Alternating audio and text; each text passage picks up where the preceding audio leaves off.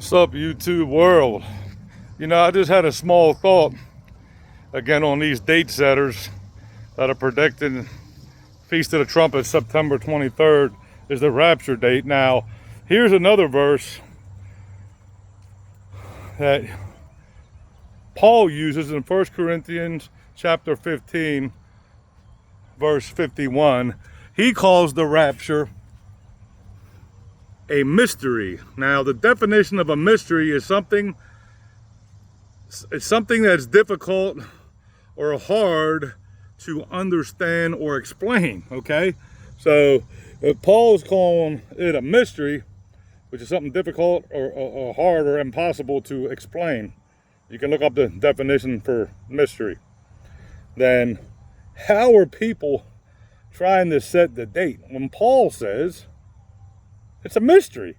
So yeah, when I say Matthew 24, no man knows the day or the hour, Jesus said, they say, oh, well, that's talking about the second coming. No, you can apply that to the rapture too. It's common sense. See, people try to put their own spin and interpretation on the Bible. That's what the problem is.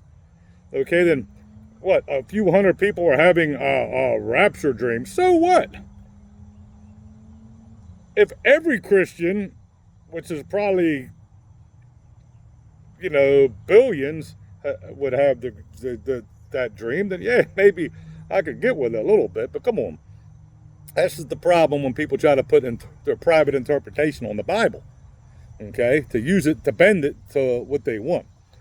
So, like I said, you can't counter 1 Corinthians chapter 15, verse 51.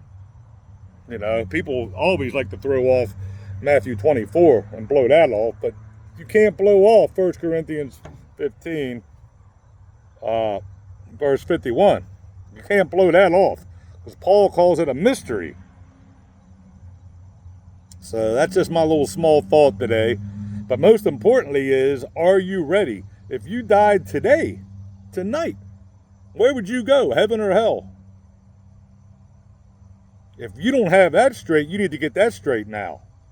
Because without Jesus Christ as your Lord and Savior, as soon as you take your last breath, you would be on your way to hell. But if you accept Him as your Lord and Savior, realize that you're a sinner, there's nothing you can do but trust in the finished blood atonement on the cross of Calvary, you'd be saved. And you'd be absent from the body, as Paul says, and present with the Lord. So think about that, and you all have a great, blessed weekend. God bless y'all.